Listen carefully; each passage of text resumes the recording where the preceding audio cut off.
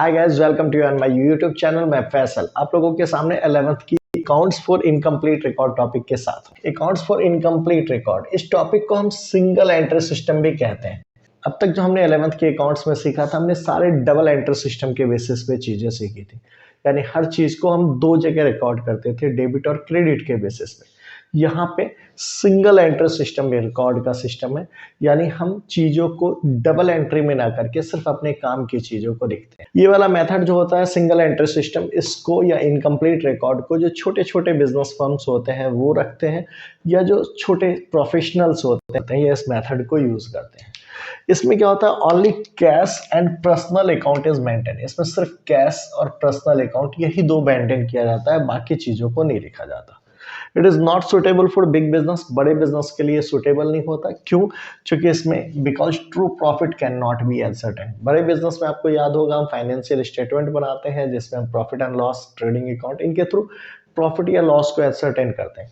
इसमें ऐसी चीजें प्रिपेयर नहीं की जाती, दैट्स वाई ये बड़े बिजनेस के लिए ऑथेंटिक नहीं माना जाता।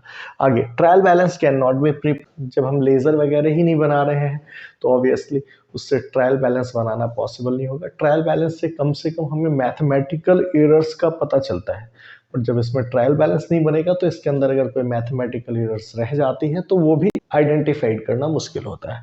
No adjustment can be done, इसमें कोई भी एडजस्टमेंट एंट्री नहीं बनाई जा सकती। जैसे मैंने आपको बताया था फाइनेंशियल स्टेटमेंट में क्या होता है, प्रॉफिट एंड लॉस को एज जब ट्रायल बैलेंस हम बना लेते हैं, अकाउंट्स क्लोज कर देते हैं, उसके बाद भी कुछ ट्रांजैक्शंस की एंट्री बची रह जाती है तो हम उसको एडजस्ट कर सकते हैं फाइनेंशियल स्टेटमेंट में। लेकिन इसमें ऐसी कोई फैसिलिटीज नहीं होती। ऐसी balance sheet and financial statement can not be prepared, ये मैंने आपको पहले बताया। ऐसे लेस रैलिएबल होता है, इसको हम डबल एंट्री सिस्टम की तुलना में कम विश्वसनीय मानते हैं। इसको गवर्नमेंट भी ऑथेंटिक नहीं मानती, इसलिए हम इस मेथड को कम यूज करते हैं। बट फिर भी यूज किया जाता है, क्योंकि छोटे बिजनेस और मैंने आपको बताया था जो प्रोफेशनल्स वगैरह होते हैं नॉर्मली इसी मेथड को अप्लाई करते हैं। तो चलो हम इसको सीखते हैं कि इसमें हम कैसे अकाउंट्स बनाते हैं, या इसका जो रिकॉर्ड्स है अकाउंट्स जो है वो कैसे बनाया जाएगा, वो चीजें हम इसमें सीख। अब जो ये इनकम्प्लीट रिकॉर्ड है, इसके तहत जो अकाउंट्स बनाए जाते हैं, इसमें हमें सिर्फ दो ही अकाउंट्स बनाने की जरूरत पड़ती है। एक statement of profit and loss, जिसके थ्रू हम प्रॉफिट या लॉस को एसर्टेन करते हैं, और दूसरा स्टेटमेंट ऑफ अफेयर्स, इसके थ्रू हम नॉर्मली कैपिटल अकाउंट जो होता है, यानी जो कैपिटल होता है उसको एसर्टेन करते हैं। चलो अब हम इसको देखते हैं कि इसे हम कैसे बनाते हैं। चलो, तो इसका एक basic statement of profit and loss को समझने के लिए एक बेसिक इक्वेशंस को समझो आप। नॉर्मली मान लो एक आदमी है, अपने बिजनेस को स्टार्ट करता है, तो स्टार्टिंग में वो क्या करेगा, कुछ कैपिटल लगाएगा, that is called opening capital. अब क्या होता है, जब ओपनिंग कैपिटल लगा के वो बिजनेस स्टार्ट करता है, बिजनेस चलने लगता है। अब सपोज करो इसी बीच में कोई फेस्टिवल आ जाता है, तो फेस्टिवल में ज़्यादा जो होंगे उसको गुड्स वगैरह की ज़रूरत होगी, सेल करने के लिए वर्किंग कैपिटल की ज़रूरत होगी, तो उसने किसी से लेकर अलग से और थोड़े से पैसे अपने बिजनेस में लगा दिए, that is called additional capital. तो अब यहाँ पे ओपनिंग कैपिटल में एडिशनल कैपिटल जो होगा उसका क्या होगा, वो एड हो जाएगा। Opening capital plus additional capital हो गया। अब आप समझो जैसा कि इतने से होने के बाद वो अपना बिजनेस चला रहा, लेकिन बिजनेस जब वो चलाएगा तो ऑब्वियसली अपने खर्चों के लिए पैसे वो कहाँ से लेगा, बिजनेस में से निकालेगा। तो बिजनेस में से जो पैसे वो निकालेगा दैट इज कॉल्ड ड्राइंग्स। तो ड्राइंग्स जो हो गया उसको हम उसमें से माइनस कर देते हैं। नॉर्मली कैपिटल में से माइनस होता है, ये आप समझ रहे हो। अब इसी के साथ अगर पूरे ड्यूरिंग द ईयर वो बिजनेस करेगा तो जाहिर सी बात है उसे थोड़े प्रॉफिट होंगे या थोड़ा लॉस होगा। तो अगर प्रॉफिट हुआ तो यहाँ पे आप प्लस कर लोगे प्रॉफिट, अगर लॉस हुआ तो लॉस माइनस हो जाएगा। अब ये सारी टॉपिक को डील करोगे तो ये क्लोजिंग कैपिटल आपका निकल के आ जाएगा। तो ये क्लोजिंग कैपिटल निकल के आए। बस ये एक छोटी सी चीजें इक्वेशंस के रूप में आप अपने दिमाग में रखो। ये बस इतना सा अगर आपके दिमाग में है तो आप सारी चीजों को कवर कर लेंगे। ये हमने अकाउंटिंग इक्वेशन में भी सीखा था। समझो, हमें निकालना क्या होता है, statement of profit and loss के थ्रू प्रॉफिट निकालना है। तो प्रॉफिट निकालना आप बिल्कुल मैथ की तरह सोचो, इधर क्लोजिंग कैपिटल है, ये प्रॉफिट रखो, इसको इधर भेजो, ड्राइंग्स माइनस है, इधर जाके प्लस हो जाएगा। तो एडिशनल कैपिटल प्लस है, इधर आके माइनस हो जाएगा। ओपनिंग कैपिटल भी प्लस है, इधर आके माइनस हो जाएगा। यानी क्लोजिंग कैपिटल में से ड्राइंग्स को प्लस करोगे, एडिशनल कैपिटल को माइनस करोगे, ओपनिंग कैपिटल को माइनस करोगे, निकल के जो आएगा अगर प्लस में आ रहा तो प्रॉफिट हुआ, और अगर माइनस में आ रहा तो लॉस हो गया। इतना सा आपको समझ में आ रहा है, ठीक है। अब इसमें जो ट्रिक हो सकता है वो ट्रिक क्या होगा कि जो ड्राइंग्स होता है वो ड्राइंग्स क्या हो सकता है, आपको ये अगर मंथली दे रखा हो, नॉर्मल ड्राइंग्स है तो नॉर्मल ले लो, अगर मंथली दे रखा है तो आप इसको क्या करो 12 से मल्टीप्लाई कर दो। कई बार क्या होता है ड्राइंग्स में ट्रिक बनाया जाता है कि 3 महीने वो इस रेट से ड्राइंग्स निकाला, बाकी के 9 महीने इस रेट से निकाला, तो आप क्या करो 3 महीने को उससे मल्टीप्लाई कर दो, बचे हुए 9 महीने को जो रेट दे रखा है उससे मल्टीप्लाई करो, दोनों पैसे जोड़ दीजिए। जैसे समझो मान लो दिया है कि 3 महीने वो 5,000 रुपये पर मंथ निकालना, उसके बाद वो 10,000 रुपये पर मंथ निकालना, तो 3 महीने 5,000 रुपये के रेट से 15,000 हो गया, जो बचे हुए 9 महीने हैं वो 10,000 के रेट से 90,000 हो गया। आप दोनों को ऐड कर दीजिएगा, 1,05,000 आपका ड्राइंग्स हो गया ये। अब अगर इसी में अगर मान लो ड्राइंग्स जो है वीकली दे रखा हो, क्वेश्चंस को ट्रिकी बनाने के लिए ऐसा भी होता है, तो अब आप इसको क्या करोगे 52 से मल्टीप्लाई कर देना, क्योंकि हम मान के चलते हैं कि ईयर में 52 वीक्स होते हैं। तो ये दो ट्रिक्स हो सकता है, बाकी नॉर्मली यही होता है, ठीक है। चलो तो अब हम statement of profit and loss बना के सीखते हैं।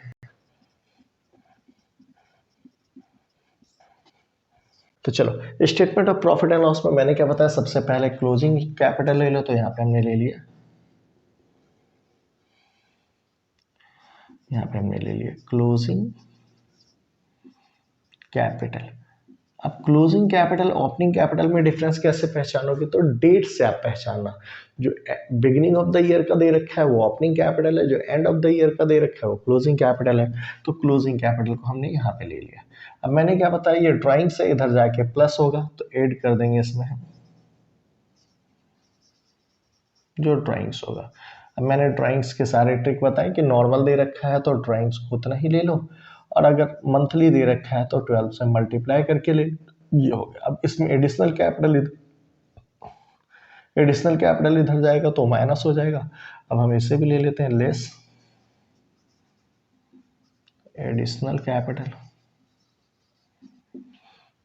इसको आप लेस करोगे तो लेस करने का। अब कई बार एडिशनल कैपिटल डायरेक्ट फ्लैट नहीं दिया होता, उसने कहा कि उसके पास कोई माने चीज़ थी जिसको उसने 110% प्रॉफिट पे बेच दिया, 120% प्रॉफिट पे बेच के बिजनेस में इन्वेस्ट कर दिया। तो आप क्या करो, मान लो सपोज करो उसके पास शेयर्स थे 10,000 रुपये के, अब उसने कहा उसको 120% पे बेचा, तो 10,000 जैसे 10,000 का है तो 10,000, अब कह रहे हैं 120%, तो 120 अपॉन में 100 करके निकालोगे, 12,000 जो है उसने इन्वेस्ट किया, तो ये एडिशनल कैपिटल आ गया। समझ रहे हो। अब एडिशनल कैपिटल को इसमें से लेस कर दिया, जो पैसा आया। अब इसमें से ओपनिंग कैपिटल को माइनस करो, लेस कर दो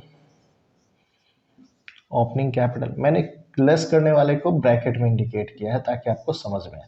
ये जो निकल के आएगा, अगर ये पॉजिटिव है तो प्रॉफिट होगा, और अगर यही माइनस में आ रहा तो ये लॉस हो जाएगा। बस इतना सा निकालना है आपको। अब इसमें एक ट्रिक और समझो, कई बार क्वेश्चंस में जरूरी नहीं है कि आपसे प्रॉफिट निकालने बोला हो, कई बार क्वेश्चंस में ओपनिंग कैपिटल निकालने दे देता है, ये सारे डिटेल्स दे रखे हैं। अब बड़े आसान से सोचो, हमें ये निकालना है ना बेटा, मैंने आपको क्या बताया, ये हमारे अकाउंटिंग इक्वेशंस का हमने फॉर्मेट कवर किया था, थोड़ा सा में ध्यान है। तो ये वाला इक्वेशंस तो मैंने आपको बताया था, आपको थोड़ा थोड़ा ध्यान है। अब देखो हमें निकालने, अगर ओपनिंग कैपिटल बोला होता तो चलो बेटा क्लोजिंग कैपिटल है, ये इधर जाके माइनस हो जाएगा, ड्राइंग्स इधर माइनस है, इधर जाके प्लस हो जाएगा, एडिशनल कैपिटल प्लस है, उधर जाके माइनस हो जाएगा। आप इस तरीके से इनमें से कोई भी आइटम मिसिंग होगा वो आइटम निकाल सकते हो। लिखने का तरीका आपको ध्यान है। ये statement of profit and loss हो गया, ये तो क्लियर है। अब हमें स्टेटमेंट ऑफ अफेयर्स बनाने भी सीखना है, चलो वो भी सीख लेते हैं। यहीं पे स्टेटमेंट ऑफ अफेयर्स बनाना क्या है, स्टेटमेंट ऑफ अफेयर्स बहुत ही आसान है। स्टेटमेंट ऑफ अफेयर्स पहले ये समझो बनाते क्यों है, ये तो बताया था कि स्टेटमेंट ऑफ जो प्रॉफिट एंड लॉस बनाते हैं तो ये जो यूज करते हैं टू एड सर्टेन प्रॉफिट, हमें प्रॉफिट निकालने के लिए हम इसको यूज करते हैं, बताया आपको। ये जो स्टेटमेंट ऑफ अफेयर्स होता है टू कैलकुलेट कैपिटल। अब ये कैपिटल कैलकुलेट करने के लिए नॉर्मली स्टेटमेंट ऑफ अफेयर्स बनाया जाता है। अब कैपिटल कैलकुलेट करने की बात है तो मैंने आपको बताया हमारे पास तो दो कैपिटल की जरूरत है, क्लोजिंग और ओपनिंग। तो क्वेश्चन में देखो कि दिया क्या है, अगर ओपनिंग कैपिटल दे रखा है, बाकी एसेट्स लायबिलिटीज दे रखे हैं, तो आपको क्लोजिंग कैपिटल निकालना है, तब आप statement of affairs at the end वाला बनाओगे। और वही अगर दोनों में से कुछ भी नहीं दे रखा तो आपको दो स्टेटमेंट ऑफ अफेयर्स बनाने होंगे, एक ओपनिंग वाला, एक क्लोजिंग वाला। एक से आपका ओपनिंग कैपिटल निकल के आएगा, एक से आपका क्लोजिंग कैपिटल निकल के आएगा। स्टेटमेंट ऑफ अफेयर्स जो ये बिल्कुल बैलेंस शीट जैसे आप बनाते हो फाइनेंशियल स्टेटमेंट की, उसी की तरीके का है। तो बैलेंस शीट में हम क्या क्या करते थे, ध्यान रखो। तो इस साइड हम सारे एसेट्स डालते थे, इधर हमारी लायबिलिटीज होती थी, ये अमाउंट का कॉलम है, ये अमाउंट का कॉलम है। अब जितने एसेट्स हैं आप सब जानते हो, जितने भी नाम दे रखे हैं मैं यहाँ पे लिख देता हूँ। जैसे एसेट्स में आपके पास जैसे सैंड्री एसेट्स, अब जो है जैसे कैश है, बैंक है, फर्नीचर है, तो ये आप इंडिकेट करते चलो। यहाँ पे स्टॉक है, ये सब आइटम हमने इधर डाल दिया। जो जो आपको सैंड्री दिख रहे हैं, जैसे डेटर्स वेटर्स भी हो सकता है आपके पास, ये भी हो, हमने ये पैसे दिखा दिए। अब इस साइड का हमने टोटल कर दिया, छोड़ दिया। अब इधर अगर कोई लायबिलिटीज है तो सैंड्री लायबिलिटीज के नाम से डाल दो। लायबिलिटीज में क्या हो सकता है आपके पास, जैसे क्रेडिटर्स वगैरह हो सकते हैं, या कोई और लोन वगैरह हो सकता है आपके पास। तो अगर ऐसा कोई आइटम हो तो ये इधर इंडिकेट कर दो। इतना ही पैसा आप यहाँ पे इंडिकेट कर दोगे, इंडिकेट कर दिया। अब जो बैलेंसिंग फिगर एराइज होगा, क्योंकि जाहिर सी बात है देखने से ही लग रहा है इधर ज्यादा है, तो जो बैलेंसिंग फिगर एराइज आएगा ये इधर होगा कैपिटल के नाम से। अब ये बैलेंसिंग फिगर है, इसमें अब ये क्या हो सकता है, कैपिटल एट द बिगिनिंग भी हो सकता है और एट द एंड भी हो सकता है, एट एंड वाला भी हो सकता है। क्यों? तो अब वही है, ये डिपेंड करता है कि हम कब का बना रहे हैं। यानी अगर हमारे पास क्लोजिंग के सारे डाटा हैं उसको यूज कर रहे हो तो कैपिटल एट द एंड लिखोगे, और अगर वही आपने ओपनिंग वाले डाटा दे रखे हैं सारे, उसको यूज किया तो कैपिटल एट द बिगिनिंग होगा। अब कई क्वेश्चंस ऐसे मिलेंगे जिसमें हमें ओपनिंग वाला भी बनाना है स्टेटमेंट ऑफ अफेयर्स, क्लोजिंग वाला भी बनाना है, और उन दोनों के जो कैपिटल निकल के जब आ जाएंगे तो एडिशनल कैपिटल, ड्राइंग्स और इन चीज़ों का इंफॉर्मेशन दिया रहता है। आप आराम से यूज करके statement of profit and loss को यूज करोगे और प्रॉफिट निकालोगे। यानी क्वेश्चंस में आपके पास छोटे क्वेश्चंस हुए तो सिर्फ प्रॉफिट निकालने को देगा, यहाँ पे दोनों कैपिटल दे रखे होंगे।